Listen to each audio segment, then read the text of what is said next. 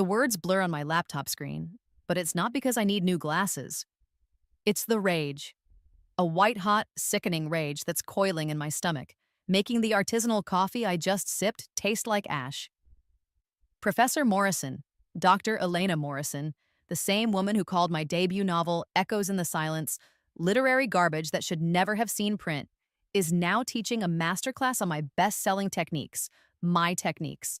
The audacity punches the air from my lungs. It's right there, plastered across a garishly designed webpage, the university's crest sitting smugly in the corner, writing commercial fiction that sells lessons from Maya Chen's breakthrough success. $500. She's charging $500 for this intellectual grave robbing. My breath hitches, a painful snag in my chest. My hands, wrapped around the lukewarm mug, a custom one from my publisher with the space between words cover art, begin to tremble violently.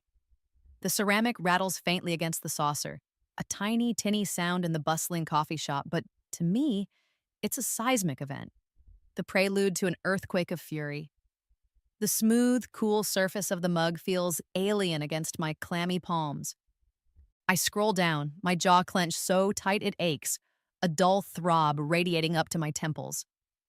The course description is a masterpiece of hypocrisy, a tapestry woven from my own threads.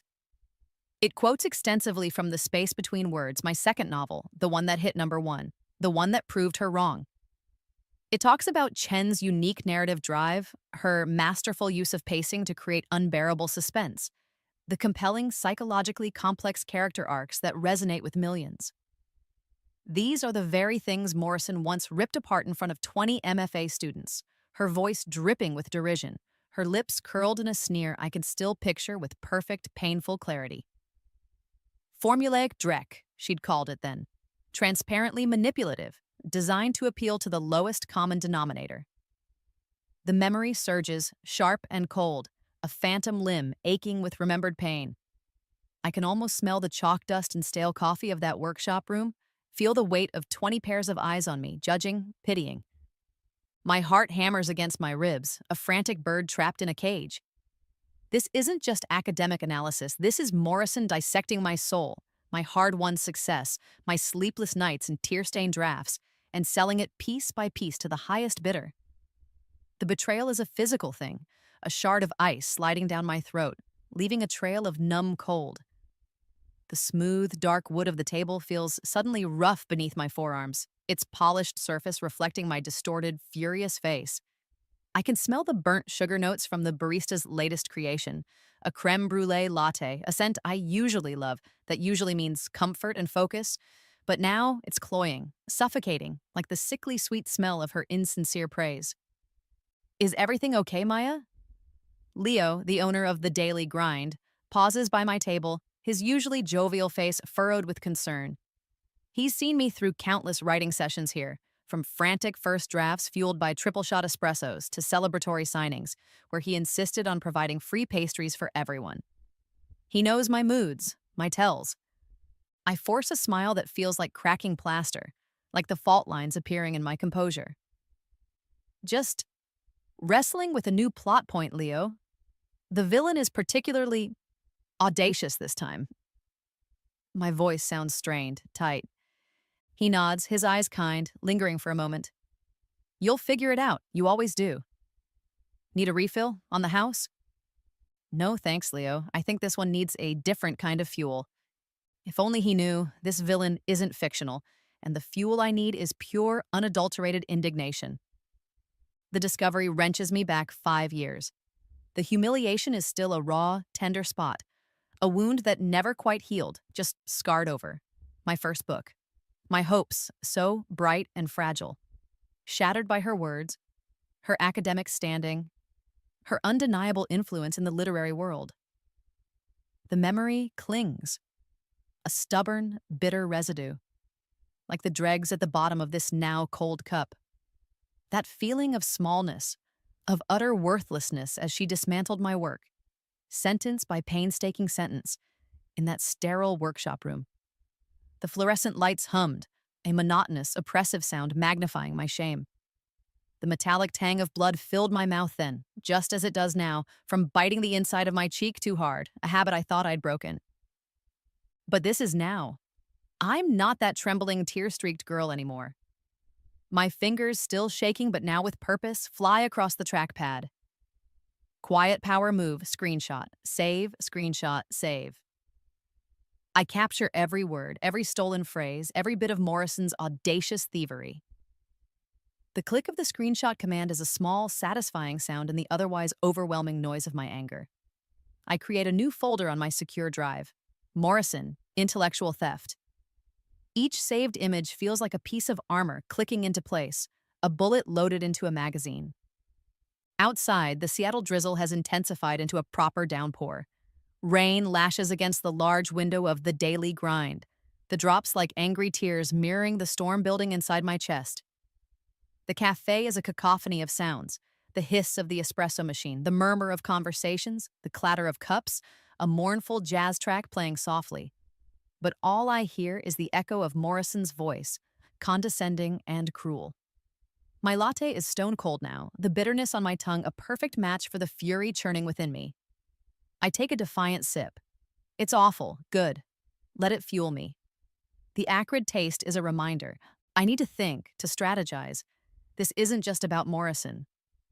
A sickening realization dawns cold and sharp as a winter morning. If she's doing this so brazenly, leveraging her university position, who else is? Who else from that old guard, the ones who sneered at commercial success while secretly envying it, is dissecting my success, my journey, my very words, and turning them into a revenue stream?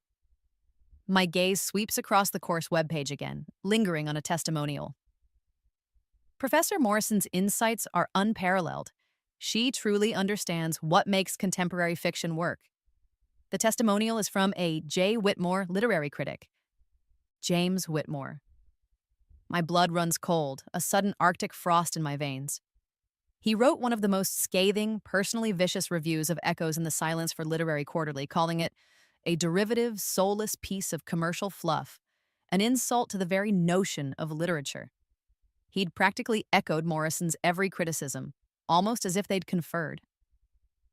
A quick search. My fingers fly across the keyboard, the keys clicking like angry castanets.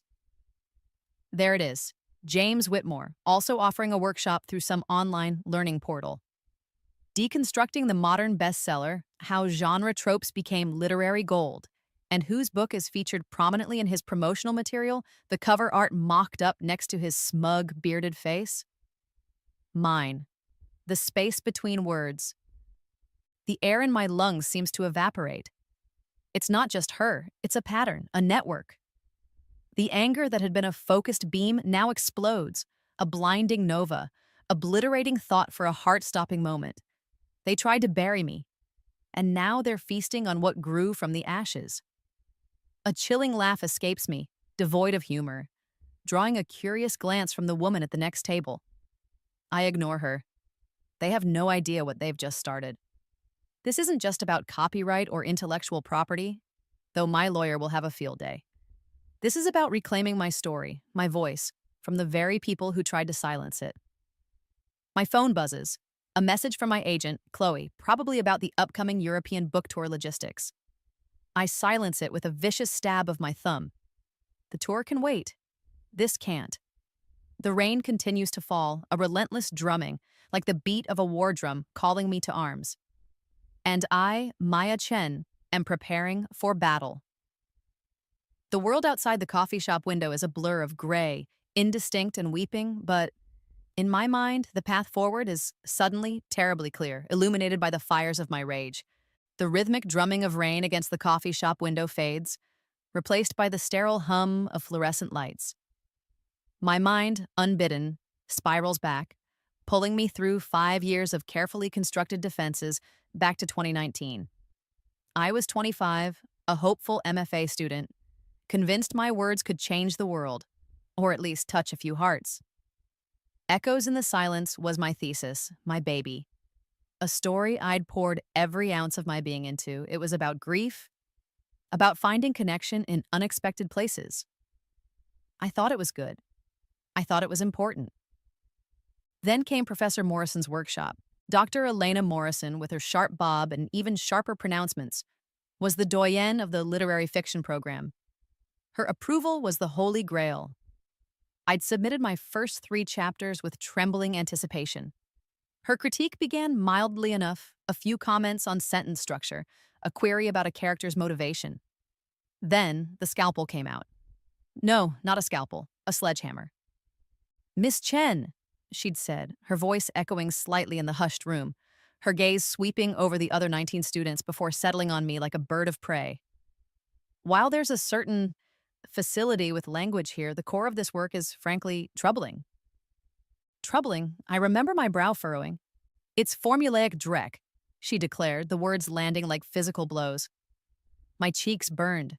I could feel the blood draining from my face, the heat replaced by a spreading, icy numbness. Designed to appeal to the lowest common denominator. The emotional beats are telegraphed, the plot predictable. This isn't literature, Miss Chen. This is sentimentality dressed up in slightly more sophisticated prose. She paused, letting the venom sink in. The silence in the room was suffocating, broken only by the rustle of someone's papers. I stared at my manuscript, the black ink suddenly looking like a swarm of accusing insects. The smell of old paper and floor wax in that university room felt heavy, oppressive. I'd wanted to disappear, to melt into the cheap linoleum floor. Tears pricked at my eyes, hot and shameful.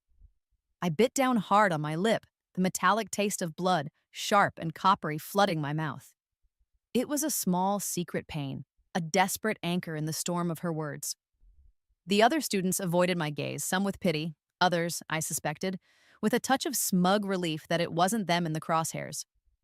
One of them, Mark, who always seemed to be Morrison's pet, actually nodded in agreement. That small gesture somehow cut deeper. You have potential, Miss Chen, Morrison continued, her tone suggesting the opposite. But you need to dig deeper.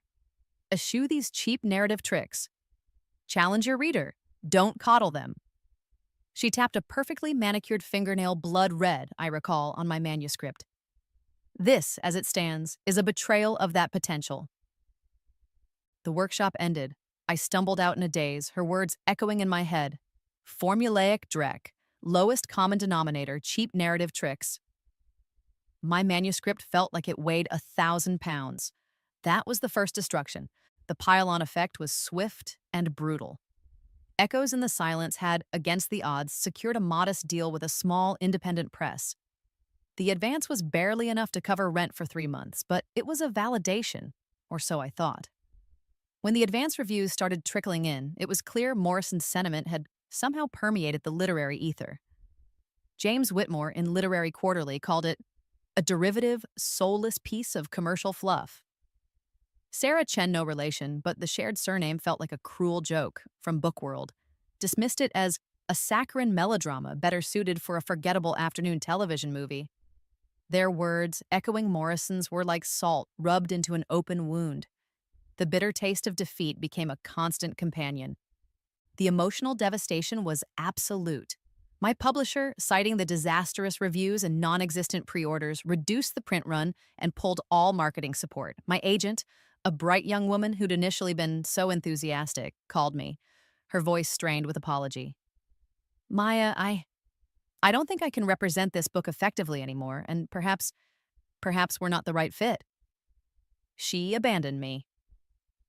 Sales, when the book finally limped onto shelves, plummeted to a pathetic 247 copies. I knew the exact number because I'd obsessively checked, torturing myself. Each unsold copy felt like a personal rejection. The world I had dreamed of entering, the literary community I yearned to be a part of, had slammed its doors in my face, loudly and unequivocally. I remember one particularly bleak Tuesday afternoon. The royalty statement had arrived, a single sheet of paper showing a negative balance after the minuscule advance. It was raining then, too, a miserable, gray sheet of water that matched the landscape of my soul. I walked into my tiny studio apartment bathroom, the chipped tiles cold under my bare feet. The reflection in the cracked mirror was a stranger hollow-eyed, pale, defeated. And then, I just collapsed. The physical breakdown was as complete as the emotional one. I lay there, sobbing, the cold, unforgiving tile pressed against my cheek, the salty taste of tears mixing with the phantom tang of blood in my mouth. The world was a symphony of pain, sharp and dull, relentless. The rough texture of the cheap bath mat was an abrasive reminder of how far I had fallen. But even then, even at my absolute lowest, a tiny, stubborn ember refused to be extinguished. Quiet power move, I kept writing, in secret. After the tears dried, after the initial paralysis of despair wore off, I opened my laptop. Not to revise echoes, that felt like touching a live wire, but to start something new. Something born of that pain, that anger, that defiance. I didn't know what it would be, only that I had to write. Writing was breathing, and I was suffocating. The rhythmic clicking of the keys in the dead of night, illuminated only by the glow of the screen, became my lifeline. It was during those clandestine writing sessions, fueled by cheap instant coffee and an almost pathological need to prove them wrong, that the realization began to dawn.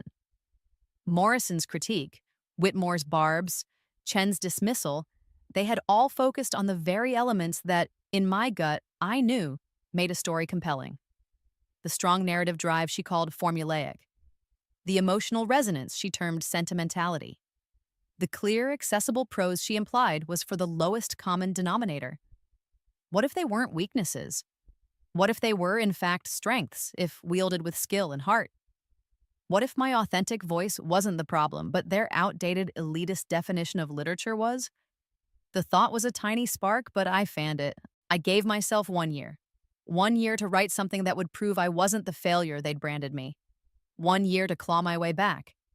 The ticking clock was a relentless pressure, each day a grain of sand slipping through the hourglass. I wrote with a feverish intensity, pouring all my frustration, all my hurt, all my desperate hope onto the page. The manuscript grew, page by painstaking page. I was living like a hermit, surviving on ramen and sheer willpower.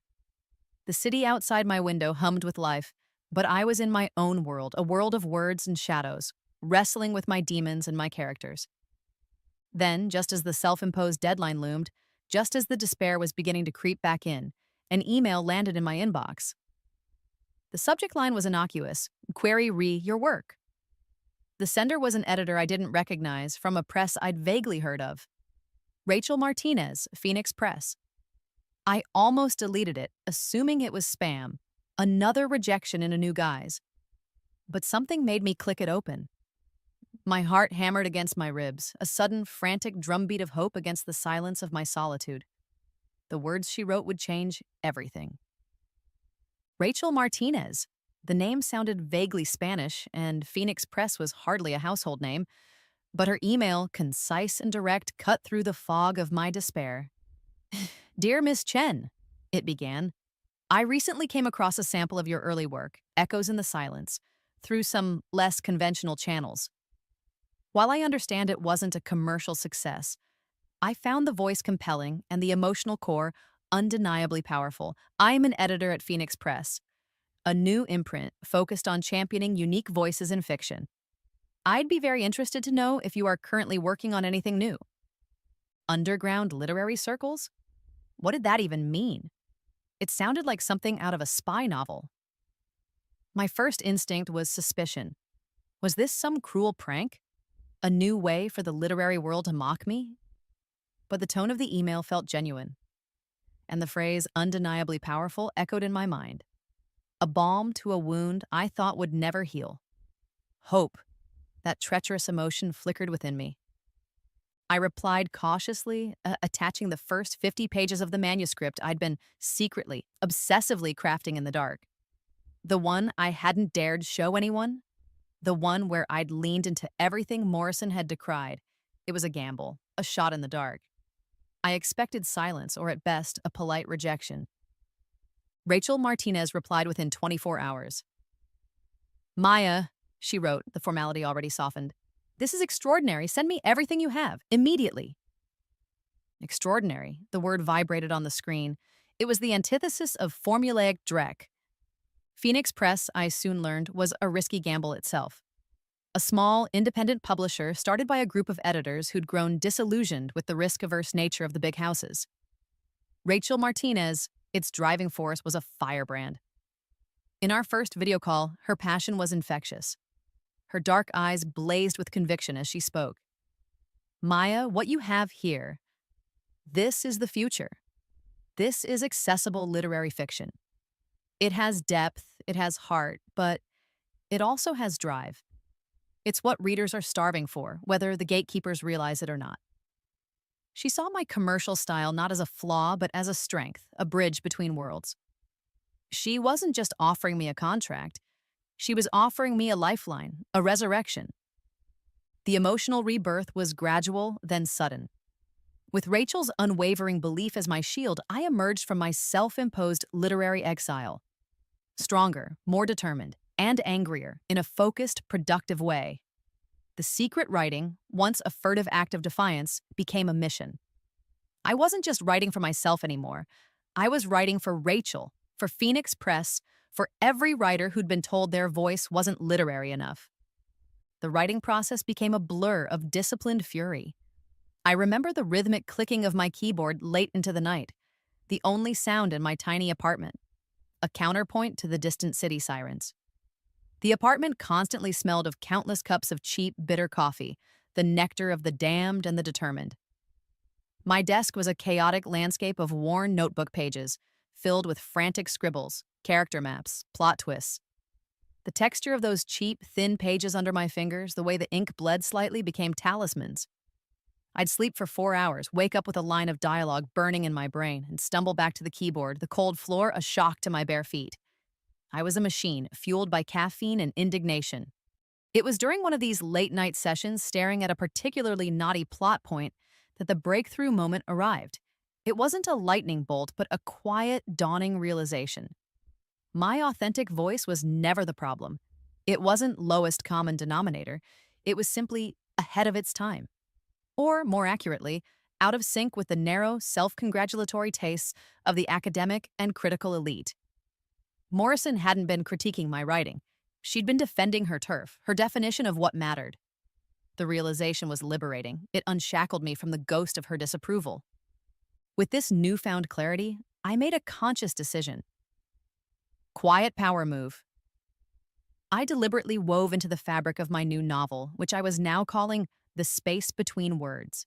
Every single element Professor Morrison had specifically attacked in echoes in the silence. Strong, propulsive plotting? Check. Characters who experienced and expressed deep, sometimes messy emotions? Double check. A narrative that aimed for both emotional impact and intellectual engagement without apology? Absolutely. I wasn't just reclaiming my voice, I was weaponizing it. Each flaw she'd pointed out became a cornerstone of the new book. One evening, during a particularly intense editing call with Rachel, her insights were as sharp as Morrison's, but constructive, aimed at elevating the work, not demolishing the writer. She paused. "You know, Maya," she said, her voice softer than usual. "I get it. What you went through. I was on the receiving end of that kind underscore of gatekeeping for years. Told my taste was too commercial. That I didn't get serious literature because I championed books people actually wanted to read. The plot twist wasn't in my novel, it was in my editor's confession. Rachel wasn't just an editor, she was a fellow survivor. That revelation forged an even deeper bond between us. We weren't just publishing a book, we were launching a quiet rebellion. When The Space Between Words was finally complete, polished to a sheen by our combined efforts, Rachel announced her plan. She was taking it to auction. "This book is too big for us to launch quietly, Maya," she said, her eyes gleaming with excitement. "The world needs to see this, and they need to pay for it." The manuscript went out to the top 5 publishing houses. The response was electric. Within days, 3 major publishers were in a bidding war. The offers climbed, figures that made my head spin. I remember sitting in Rachel's tiny, cluttered office at Phoenix Press, the air thick with the smell of old books and new hope, watching the bids come in on her laptop. Each new email made my heart leap. The numbers were surreal, life-changing. The auction was set to close on a Friday at 5 p.m. We had 3 staggering offers on the table. Rachel looked at me, her smile wide. "You have 48 hours to decide, Maya. 48 hours to choose who gets to bring your masterpiece to the world." It was an impossible, wonderful choice. The ticking clock of the deadline felt less like pressure and more like the countdown to a rocket launch. I felt dizzy, elated, terrified. Then, at 4:58 p.m., just 2 minutes before the auction was due to close, Rachel's phone buzzed with an alert. A new email. Her eyes widened as she read it. She looked up at me, speechless for a moment, a rare occurrence. "Maya," she whispered, her voice hoarse with disbelief. "You're not going to believe this. An unexpected bidder, a major one." The name she uttered made the breath catch in my throat. It was the last publisher I ever would have expected. "Aurora Publishing," Rachel breathed, her eyes still wide with shock. "They want in. They're making a preemptive offer." Aurora Publishing. The name echoed in the small office, heavy with prestige and literary authority. They were the oldest, the most revered, the house that published Nobel laureates and Pulitzer Prize winners. They were everything Professor Morrison and her ilk aspired to, the very definition of serious literature. And they wanted my book? The book that was a direct, deliberate refutation of everything Morrison stood for? The irony was so thick, so delicious, I could almost taste it like the finest dark chocolate after years of bitter pills. The air crackled with an almost unbearable tension. Their offer wasn't just a bid, it was a statement. A seven-figure advance that dwarfed the others, coupled with a marketing commitment that promised to make the space between words a global phenomenon. It was the kind of validation that silenced all doubts, all whispers of inadequacy. This wasn't just about money. It was about acceptance on my own terms, by the very establishment that had once shunned me. The decision, which had seemed agonizingly complex moments before, became blindingly simple. "We accept," I said, my voice surprisingly steady, the words tasting like victory. Rachel let out a whoop of joy, grabbing my hands and spinning me around her tiny office, scattering piles of manuscripts. The launch of The Space Between Words was everything Aurora promised and more. The book debuted at #1 on the New York Times bestseller list and stayed there for 16 weeks. It was an instant classic, a cultural phenomenon. My face was on magazine covers, my voice on radio waves, my story splashed across morning talk shows. The sensory triumph was overwhelming.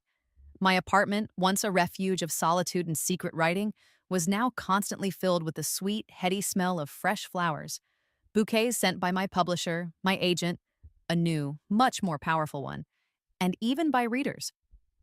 My phone buzzed incessantly, a relentless symphony of congratulations, interview requests, and messages from old friends I hadn't heard from in years. The sound, once a source of anxiety, now felt like a warm embrace. But the sweetest vindication came from the critics. The very same critics who had gleefully destroyed echoes in the silence now fell over themselves to praise the space between words. James Whitmore, in Literary Quarterly, lauded its innovative approach to contemporary fiction, seamlessly blending genre propulsion with profound character study. Sarah Chen, in Bookworld, hailed it as a groundbreaking novel that redefines the boundaries of literary and commercial fiction. Their hypocrisy was breathtaking, but I felt a grim satisfaction rather than anger. They weren't just reviewing a book. They were acknowledging a paradigm shift, a changing of the guard. And I was at the forefront of it. I held the physical copy of The Space Between Words in my hands, its weight substantial, its cover art a stark, beautiful image we'd fought for, cool beneath my fingertips. This was it, the culmination of years of pain, struggle, and unwavering belief. The weight of vindication was a palpable thing, settling deep in my bones, a quiet, unshakable strength. During the whirlwind of media attention, I became the literary world's newest darling. I was invited to speak at major book festivals, to give keynote addresses, to sit on panels with authors I had idolized from afar. Quiet power move. In every interview, on every stage, I spoke about the importance of authentic storytelling, of writing the stories that burned within you, regardless of prevailing literary fashions. But I never once mentioned Professor Morrison or the critics who had tried to destroy my first book. Their names never crossed my lips. My success was my statement. Their silence, their scramble to align themselves with my triumph, was their shame. Then the email arrived. From Elena Morrison, the subject line, "Congratulations!" My blood ran cold for a moment, then hot with a familiar surge of anger. She congratulated me on my remarkable success, on the richness and complexity of the space between words. She spoke of my evolution as a writer, as if she were a proud mentor observing a protege's flourishing. There was no mention of our past, no hint of apology, no acknowledgement of the pain she had inflicted. It was a masterpiece of oblivious arrogance, or perhaps calculated revisionism. I stared at the email, the words blurring. The sheer audacity of it left me breathless. I didn't reply. What was there to say? But her email was a harbinger. Slowly, subtly, I started noticing something else. Academic papers began to appear, dissecting the Chen narrative style. Literary journals discussed the innovative techniques pioneered in the space between words. University course descriptions started referencing my novel as a key text in contemporary fiction. At first, I felt a flush of pride. This was what I dreamed of. My work being taken seriously, studied, discussed, and then the screenshots and links began to pour in, sent by friends, by my agent, by concerned readers. A colleague from my MFA days, one of the few who had been kind, sent me a link with a simple message. Maya, you need to see this. Unbelievable. It was a link to Professor Elena Morrison's new online course, offered through a prominent continuing education platform. Writing commercial fiction that sells lessons from Maya Chen's breakthrough success. The course description was lifted, almost verbatim in places, from interviews I had given, from craft essays I had published, from the very heart of my storytelling philosophy. She was teaching my techniques, the techniques she had once savaged, and she was charging a premium for it. The discovery I'm reliving right now in this coffee shop, the fury, the betrayal, the evidence mounted with sickening speed. James Whitmore was offering a similar workshop. Sarah Chen was hosting a webinar series on the new adult realism, citing my work as the primary example. It wasn't just influence, it was appropriation. It was theft, dressed up in academic jargon. The realization that this was a widespread phenomenon, a systematic monetization of my hard-won success by the very people who had tried to prevent it, hit me with the force of a physical blow. My new agent, Chloe Sterling, a shark in Chanel, was already on the warpath, her voice crackling with indignation over the phone. This is outrageous, Maya. Copyright infringement, intellectual property theft, defamation. We're going to nail them to the wall. But a new, more chilling piece of information surfaced, delivered by a frantic email from Rachel. Professor Morrison hadn't just created an online course. She had secured a major publishing deal for a book about my work. The working title, according to the publisher's catalog, The Chen Method, Unlocking the Secrets of Maya Chen's Revolutionary Storytelling Techniques. The air left my lungs. This wasn't just a course. This was a blatant attempt to codify and claim ownership of my creative DNA. And it was being published by a reputable house. The ticking clock wasn't just for Morrison's online course launch anymore. It was for the publication of a book that threatened to erase my own narrative, to reframe my success as her discovery. The audacity was boundless. The fight had just escalated to a whole new level. The initial shock solidified into a cold, hard fury. Morrison wasn't just teaching a course, she was trying to build an academic empire on my back. Her upcoming book, The Chen Method, was the ultimate act of appropriation. This wasn't about flattery or academic discourse anymore. This was about intellectual theft, pure and simple. My hand tightened around my coffee cup, the ceramic groaning under the pressure. The metallic taste of anger, sharp and bitter, was back in my mouth. We need to be smart about this, Maya. Chloe's voice was crisp and businesslike over the phone later that day. She'd already been in touch with a top-tier intellectual property lawyer. Outrage is good. It's fuel. But we need a strategy, not just a firestorm. I agreed, though every fiber of my being screamed for immediate, explosive confrontation. Instead, I channeled that fire. Quiet power move. I hired a digital forensics expert, a recommendation from Chloe's lawyer, a woman named Anya Sharma, who specialized in tracking online plagiarism and intellectual property violations. Anya was a ghost in the machine, a digital bloodhound. Her brief was simple: find out exactly how extensively my work was being plagiarized, by whom and where. The results of Anya's initial sweep, delivered a week later in a detailed, heavily encrypted report, were shocking. The scope of the plagiarism was far wider than I'd imagined. It wasn't just Morrison and Whitmore, it was a network, a loose confederation of academics, critics, and self proclaimed writing gurus, all dissecting, repackaging, and monetizing my techniques across multiple platforms: online courses, webinars, exclusive masterclasses, even self published ebooks. Anya's report was a spiderweb of links, screenshots, and verbatim quotes, all tracing back to my interviews, my essays, my novels. The sheer scale of it made me feel dizzy, violated. The sound of my own fingers drumming impatiently on my mahogany desk was the only sound in my otherwise silent office, a restless rhythm of mounting frustration. Morrison's transgressions were the most blatant. Her online course curriculum, which Anya managed to access, was a cut-and-paste job of epic proportions. Entire modules were structured around my specific plot devices, character archetypes, and even my revision processes, all presented as her discoveries or interpretations. She'd lifted phrases, sentences, entire paragraphs from my published interviews and craft talks, passing them off as her own insights. The betrayal burned anew, hotter this time, fed by the irrefutable proof. My emotional rage, which had simmered after the initial discovery, now boiled over, transforming from a sense of personal hurt into a calculated ice-cold fury. This was a declaration of war. "This is astounding," Diana Ross said, peering at Anya's report through her chic, black-rimmed glasses. Not the Diana Ross, as she always clarified with a wry smile, but an IP lawyer with a reputation for being just as formidable. We were in her sleek, minimalist office, the city skyline a glittering, indifferent backdrop. "The brazenness is something else." "Can we sue them all into oblivion?" I asked, my voice tight. Diana steepled her fingers. "Suing is an option, certainly for direct copyright infringement of your published words.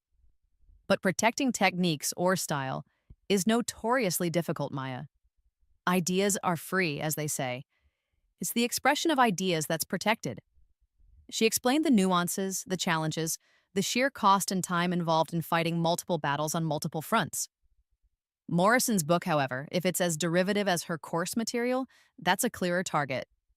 We can definitely send a very strong cease and desist there, and to the publisher. Strategic planning. It was less satisfying than envisioning a courtroom inferno, but far more effective. While Diana and her team prepared the legal volleys, I focused on a different front. Quiet power move. I began building a public case through social media, not an outright attack, not yet. But subtle posts, carefully worded tweets, sharing articles about artistic integrity, about the difference between influence and appropriation. I highlighted quotes from my own past interviews about my writing process, letting my words speak for themselves, planting seeds of doubt about the originality of those now teaching my methods. The scent of the expensive orchids in Diana's office, usually calming, seemed to mock the ugliness of the situation. As news of my quiet offensive spread through online writing communities, something unexpected happened. Other writers started coming forward, privately at first, then more openly. They shared their own stories of academic critiques that felt more like personal attacks, of influential figures who dismissed their work only to later incorporate their unique approaches into their own teachings or writings. The network Anya had exposed wasn't just preying on me, it was a systemic pattern of gatekeeping and exploitation. This was bigger than Morrison. This was about the soul of the literary community. My anger found a new focus. This wasn't just my fight anymore. I pulled out my old journals, the ones I'd filled during the dark days after echoes in the silence had been destroyed. The raw pain scrawled across those pages, the tear stains blurring the ink, connected me to these other writers, to their shared experience of being dismissed, devalued, and then plundered. The texture of those old, brittle pages felt like a conduit to that past self, and I vowed she wouldn't be the last writer to suffer this. Anya's latest update landed in my inbox with a grim thud. Morrison's online course was set to launch in 2 weeks. 200 students had already pre-enrolled, each paying $500. That was $100,000 made from my intellectual property, my sweat, my tears. The ticking clock was deafening. We needed to act and act fast. Diana's team fired off the cease and desist letters, meticulously detailing the copyright infringements in Morrison's course materials and her forthcoming book. The letters were masterpieces of legal menace, polite, yet utterly ruthless. We waited. The response when it came was not what I expected. It wasn't a conciliatory email or a request for discussion. It was a letter on thick, expensive bond paper from a high-powered law firm I recognized as one of the most aggressive in the country. It was a cease and desist letter, addressed to me, accusing me of harassment, of defamation, of attempting to stifle academic freedom. My jaw dropped. Morrison wasn't just fighting back. She was going on the offensive, trying to silence me before I could expose her. The sheer, unmitigated gall of it stole my breath. The battle lines were drawn, and Professor Morrison, it seemed, was prepared to burn everything to the ground, including her own reputation, to win. Morrison's cease and desist letter was a declaration of war. Her lawyers, a pack of notoriously aggressive sharks, claimed I had no ownership over general writing techniques, and that Professor Morrison's course constituted fair use for educational purposes and valid academic commentary. They painted me as a vindictive, overly sensitive author trying to stifle legitimate scholarly discussion.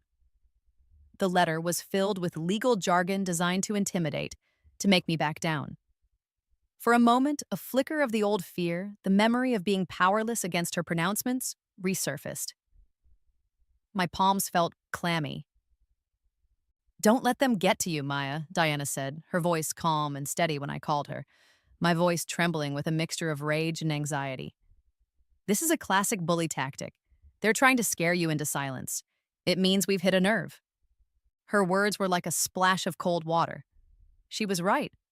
This wasn't a sign of their strength, but of their desperation. The legal warfare would be protracted, expensive, and emotionally draining. Morrison knew that. She was counting on me to fold. She underestimated me. Badly. "Diana," I said, my voice hardening with resolve, "what if we pivot? The courts will take months, maybe years. Her course launches in less than 2 weeks. Her book is on an accelerated schedule. We need to win in the court of public opinion, now." There was a pause on the other end of the line. Then Diana chuckled, a low, appreciative sound. "I like the way you think, Maya. A strategic pivot, force her hand, yes, let's do it." That evening, I sat at my desk, the city lights twinkling beyond my window like 1,000 watching eyes. The constant ping of notifications on my phone, usually a distraction, was silenced. I needed focus. Quiet power move, I crafted a Twitter thread. Not a rant, not an emotional outburst, but a meticulously constructed, evidence-backed exposé of Professor Morrison's hypocrisy and plagiarism. I laid out the timeline. Her scathing dismissal of my debut novel, the specific techniques she had attacked, and then, side by side, screenshots of her course materials and book proposal, showing her now championing those exact same techniques, often using my own words as her insights. I included links to her old reviews of my work and to the promotional material for her new ventures. I kept the tone measured, factual, more in sorrow than in anger, though the sorrow was a thin veneer over a core of molten fury. I ended the thread with a simple question. Is this academic freedom, or is it intellectual theft and blatant hypocrisy? You decide. I hit tweet. The response was instantaneous and explosive. The thread went viral within hours. 50,000 retweets, hundreds of thousands of likes. The author community in particular erupted in a firestorm of support for me and outrage against Morrison. Hashtags like #MorrisonMethodScam and #HandsOffMaya's started trending. Major literary publications, blogs, and even some mainstream news outlets picked up the story. My phone, which I'd silenced, started vibrating so intensely on the desk it looked like it was having a seizure.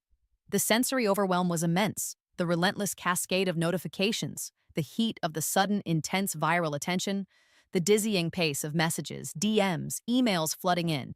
It was terrifying and exhilarating. Professor Morrison, clearly caught off guard by the ferocity of the public backlash, released a defensive statement through her university's PR department. It was a masterpiece of academic obfuscation, claiming literary influence is a complex process, that her work was merely engaging in a critical dialogue with contemporary literary phenomena, and that my unfounded accusations were an attempt to chill legitimate scholarly inquiry. She didn't deny using my work, she just reframed it as her intellectual right. It was a weak defense, and the public saw right through it. Quiet power move. I responded with surgical precision. I posted a follow up tweet. Influence is one thing. Verbatim lifting of phrasing and structure, alongside a complete reversal of prior public condemnation without acknowledgement, is another. Here are some more side by side comparisons. And I provided them. More screenshots. More irrefutable evidence. The floodgates opened. Emboldened by my stand, other authors began to share their own stories of critical destruction, followed by technique appropriation, naming names, providing receipts. It became clear this wasn't an isolated incident. It was a pattern of behavior by a certain segment of the academic and critical establishment. The narrative I had started was no longer just mine. It was a collective roar. The emotional momentum was palpable. I felt the power of truth, amplified by 1,000 voices. And for the first time, I truly believed Morrison could be stopped. The pressure on the institutions supporting Morrison mounted rapidly. Her university, facing a PR nightmare and calls from alumni to investigate, announced they were launching a formal review of her course materials and her conduct.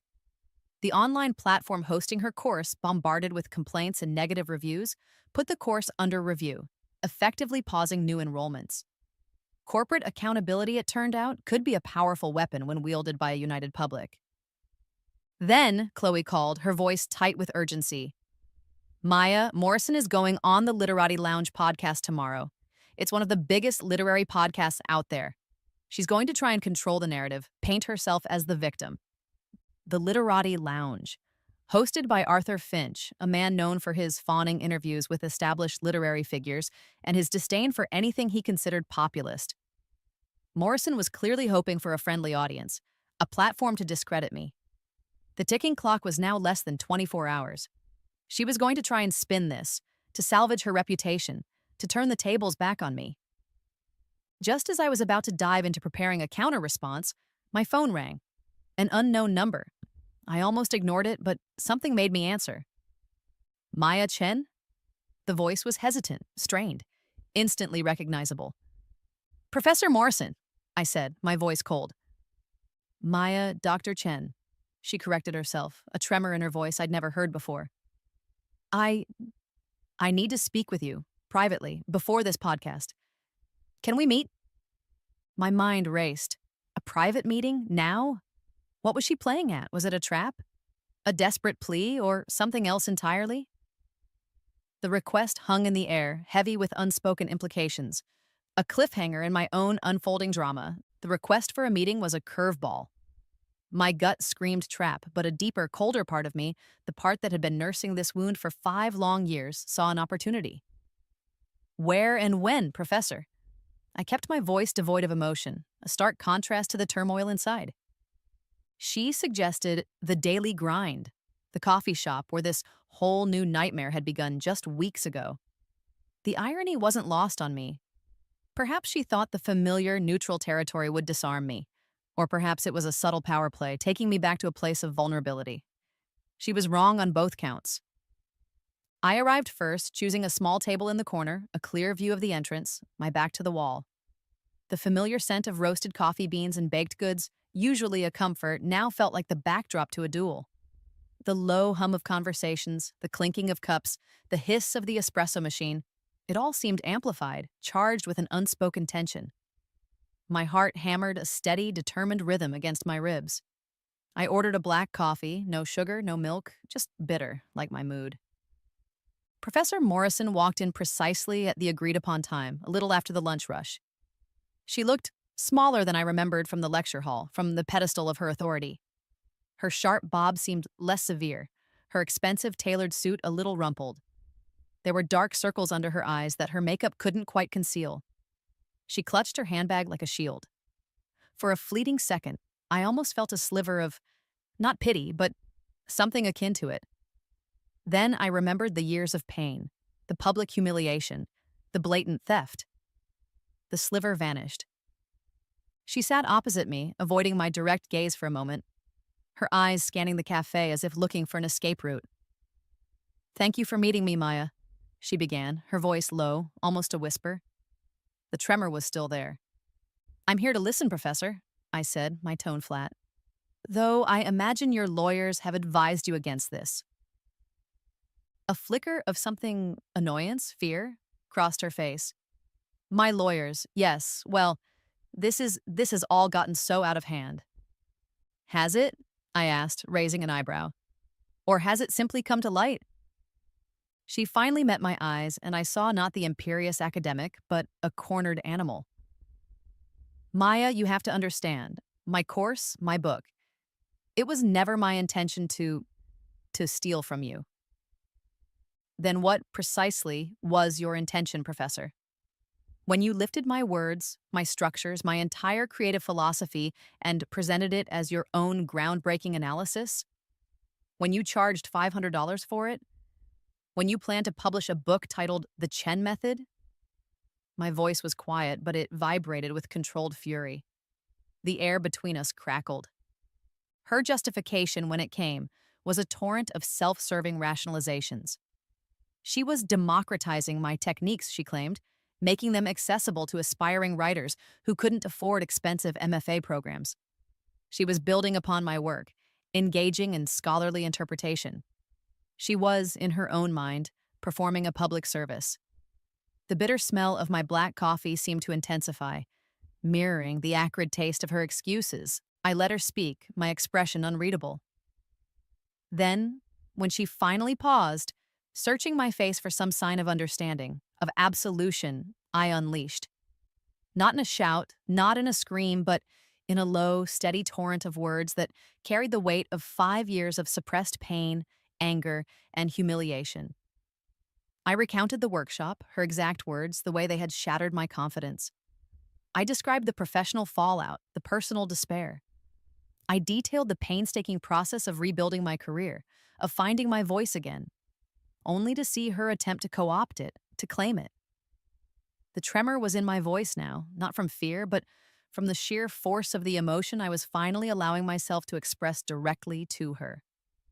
"You didn't just criticize my work, Professor," I said, my voice raw. "You tried to destroy me, and now you're trying to profit from the very thing you sought to annihilate. There's a word for that. It's not scholarship. It's not democratization. It's theft. It's hypocrisy. It's a betrayal of every principle you claim to uphold." She flinched as if struck. Her carefully constructed composure began to crumble. And then, the most astonishing thing happened. Professor Elena Morrison, the Iron Lady of literary criticism, began to cry. Not dramatic sobs, but silent, weary tears that traced paths through her expensive foundation. I I knew," she choked out, the words ragged. "Your first book, Echoes. I knew it had something. It was raw, yes, a little unpolished, but it was alive. It was the kind of writing that connects with readers on a visceral level." I stared at her, stunned into silence. This was not what I expected. "And that scared me," she whispered, looking down at her tightly clasped hands. "It scared me because it wasn't what I valued, what I'd built my career on. It threatened the canon, the definitions of a literary that we had spent decades curating. So I attacked it. It was easier to dismiss it, to label it commercial, than to confront the possibility that the literary landscape was changing and I was being left behind." Her confession hung in the air, heavy and unbelievable. Quiet power move. My fingers subtly activated the recording app on my phone, nestled in my lap. I'd come prepared. She had, after all, just admitted to professional malpractice, to a deliberate act of sabotage fueled by fear and jealousy. She looked up, her eyes pleading. "I am sorry, Maya, for the pain I caused you then, and for this mess."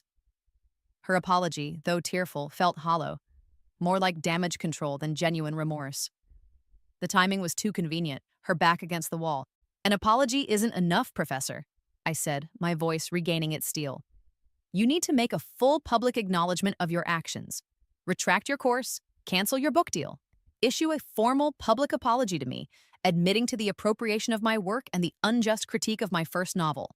I laid out my terms, clear and non-negotiable. That, or we proceed with full legal warfare. And trust me, after your little confession here, my lawyers will have a field day. The psychological victory was immense. In that moment, I realized her power over me. The power she had wielded for so long had completely, utterly evaporated. I saw her not as a formidable intellectual giant, but as a frightened, insecure woman clinging to a crumbling edifice of authority. The ghost of my younger, wounded self, the girl who had wept on a cold bathroom tile, finally felt heard, finally felt vindicated. Morrison's face paled. The desperation in her eyes was stark. "Maya, please," she stammered. "My university. They're investigating. My reputation. I'm facing financial ruin, academic censure. I could lose everything." "You should have thought of that," I said, my voice devoid of sympathy, "before you decided to build your comeback on my career." I stood up. "You have 24 hours to publicly correct the record. 24 hours to do the right thing. After that, all bets are off." She stared at me, her mouth agape, her face a mask of disbelief and dawning horror. Then, her expression hardened, a flicker of the old arrogance returning. She rose, her movements jerky. "You think you've won, don't you, Miss Chen?" she hissed, her voice regaining some of its former venom. "This isn't over. I will not be destroyed by a populist peddler of melodrama. I'll find a way. I'll destroy your reputation. Permanently." She turned and stormed out of the coffee shop, leaving behind the scent of expensive perfume and the bitter taste of her threats. The confrontation was over, but the war, it seemed, had just entered its most dangerous phase. Professor Morrison, true to her threat, didn't use her 24 hours to issue an apology. Instead, she went on the Literati Lounge podcast with Arthur Finch, armed for her last stand. I listened to the live stream from my apartment, a knot of anxiety tightening in my stomach despite my outward resolve. The familiar buttery tones of Finch introduced her as a distinguished scholar under siege by the forces of online outrage. Morrison launched into a defensive tirade. She portrayed herself as a victim of a cancel culture witch hunt, a dedicated academic being persecuted for daring to engage critically with a popular author. She claimed my work was public domain for analysis, and that my accusations were a gross mischaracterization of scholarly engagement. She was articulate, forceful, and utterly unrepentant. She even had the audacity to suggest I was orchestrating the backlash to generate publicity for my next book. The sheer, unadulterated gall of it was breathtaking. The heat rose in my cheeks as I listened, my fingers clenching into fists. But her aggressive, self-pitying performance backfired. Spectacularly. Finch, clearly a sympathizer, tried to guide her, but Morrison, in her arrogance, overplayed her hand. Listeners weren't buying it. The live comments section on the podcast's webpage was a torrent of disbelief and condemnation. "She sounds unhinged. Is she seriously playing the victim card after plagiarizing? Arthur Finch should be ashamed for giving her this platform." The backfire effect was swift and brutal. She hadn't controlled the narrative, she'd doused her own reputation in gasoline and lit a match. While she was still spewing her venom on air, Chloe and I, with Diana's legal blessing, uploaded my response. Quiet power move. It wasn't a tweet storm this time, but a short, thoughtful, measured video. Me speaking directly to the camera from my own living room, calm and composed. I didn't raise my voice. I didn't sling mud. I simply laid out the facts, presented the evidence, including a carefully edited, legally sound audio snippet of her confession from the coffee shop meeting, focusing on her admission of her motives for attacking Echoes, and expressed my disappointment that a respected academic would stoop to such levels. I reiterated my belief in constructive criticism, but condemned plagiarism and hypocrisy. I ended by saying I hoped this situation would lead to a broader, more honest conversation about ethics in the literary world. The video went viral almost as quickly as my initial Twitter thread, but this time, the tone of the public response was less about outrage and more about a profound, weary disappointment in Morrison and a wave of respect for my measured approach. The institutional consequences for Morrison were swift. Within days, her university, citing conduct unbecoming of a tenured professor and potential ethical and academic integrity violations, suspended her pending the outcome of their full investigation.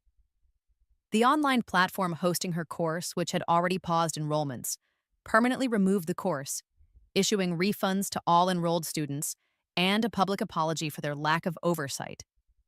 The publisher of her proposed book, The Chen Method, announced they were reevaluating the project, a publishing euphemism for killing it dead.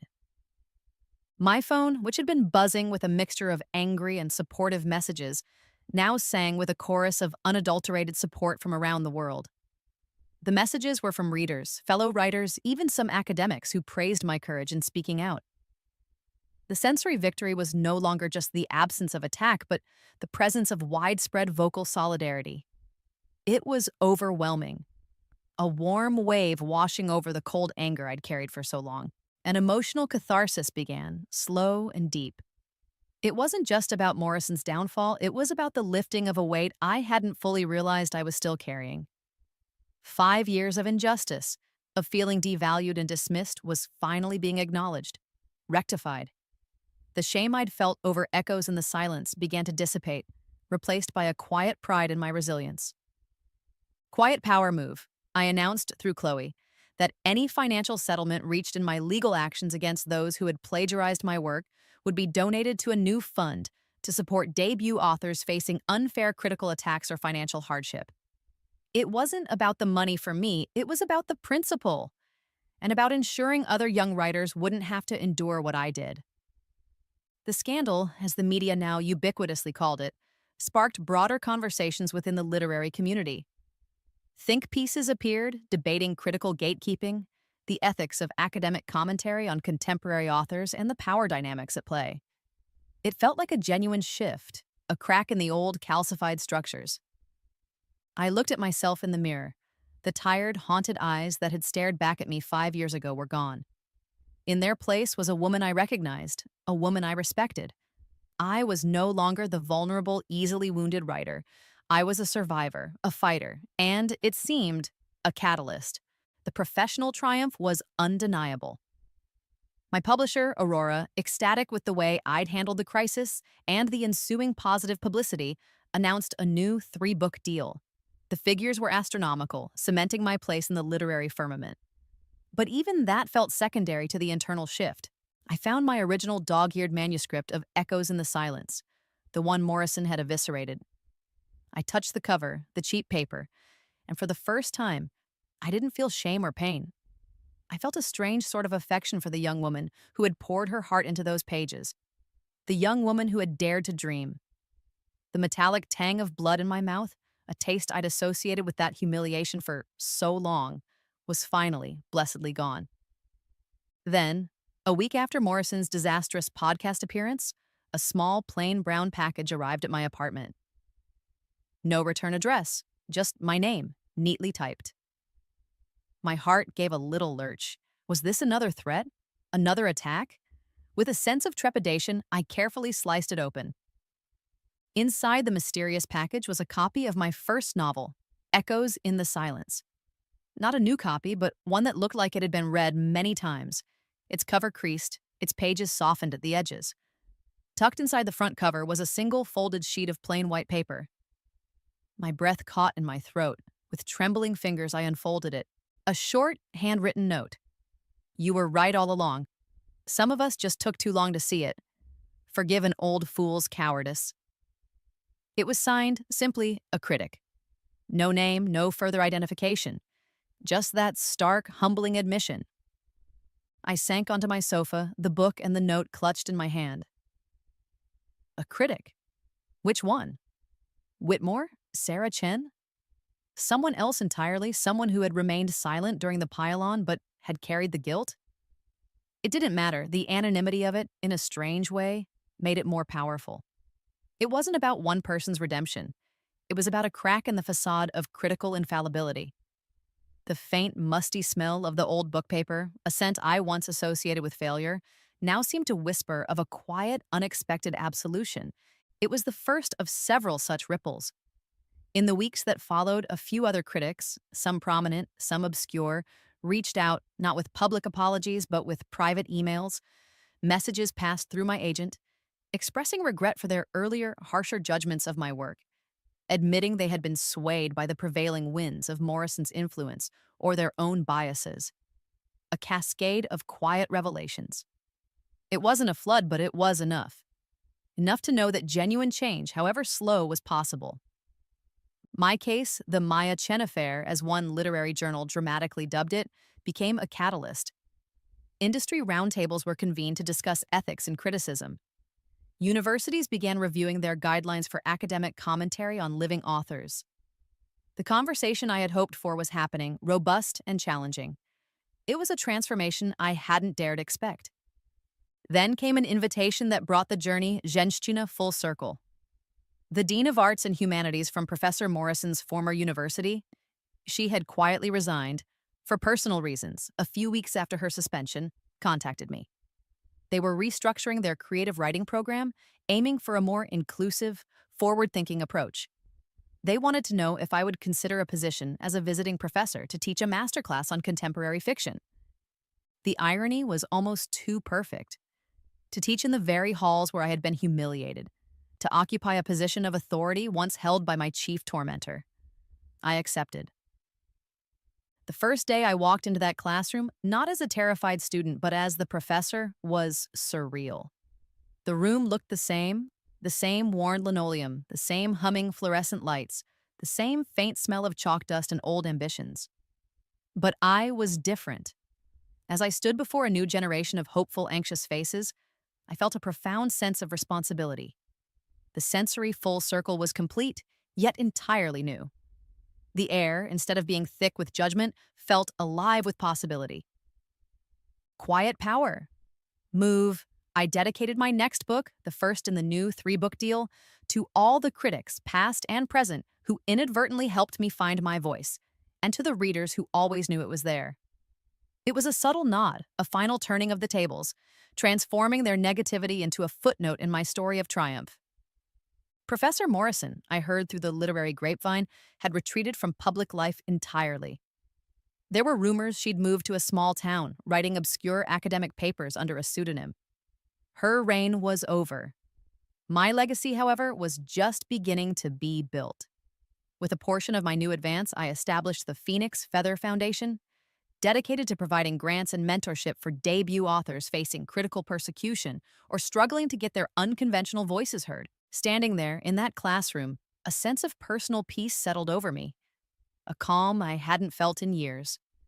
The trauma of my first book's reception, the years of fighting, the sting of betrayal, it had all led me here. The pain, I realized, had been a necessary crucible, forging me into the writer and the woman I was now. The clock on the classroom wall showed I had 30 minutes before my first lecture was due to begin. I took a deep breath, arranging my notes on the lectern. The worn wood felt solid, reassuring under my hands. Just then, a nervous young woman, clutching a manuscript to her chest like a shield, approached me. Her eyes were wide, her expression a familiar mixture of hope and terror. "Dr. Chen?" she asked, her voice barely a whisper. I'm one of your students. Would you mind?" She gestured vaguely with the manuscript.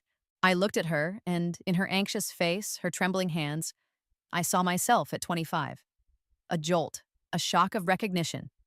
And in that instant, the final piece of the puzzle clicked into place. This was why I was here. The student, her name was Anya, ironically, pushed the manuscript towards me. It's my first novel. Some of the other students and one of the TAs, they said it's too commercial, too plotted. Her voice cracked on the last word. I took the manuscript, its pages still warm from her nervous grip. I read the first page, then the second. The writing was raw, yes, a little unpolished, like Echo's had been. But it was alive. It had that spark, that undeniable connection to the reader's heart that no amount of academic theory could teach or discredit. I saw the raw talent there, and I saw the familiar shadows of peer criticism, the echoes of Morrison's old pronouncements trying to snuff it out. A protective instinct, fierce and immediate, surged through me. Anya, I said, my voice gentle but firm, let me tell you a story.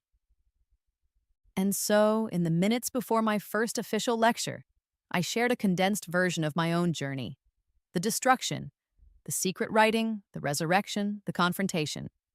I saw understanding, then a dawning hope flicker in her eyes. I didn't just offer her advice, I offered her courage, the kind I had so desperately needed all those years ago. I vowed silently to shield these new writers, to nurture their authentic voices, to protect them from the kind of gatekeeping that had almost silenced me. The classroom began to fill. The sound of students' pens scratching in their notebooks as they jotted down thoughts, the murmur of excited conversations, the rustle of paper. It was the sound of creativity, unfettered, freed from the fear of arbitrary judgment. The sensory resolution was complete. It wasn't the silence of a defeated enemy I cherished, but the vibrant noise of a new beginning. My greatest victory, I realized in that moment, wasn't revenge on Professor Morrison. It wasn't the bestseller lists or the lucrative contracts. It was this transformation, the ability to turn my pain into purpose. Quiet power move. As the students settled, I made an impromptu announcement. My next book, I said, a smile playing on my lips, won't be a novel. It will be a guide for writers on surviving criticism, finding your authentic voice, and navigating the often treacherous waters of the literary world. A legacy moment?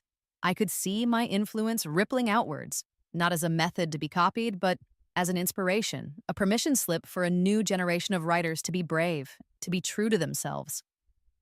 The final emotional anchor settled into place. The warmth of purpose, of mentorship, of shared creation, finally, completely replaced the cold, aching void of old wounds.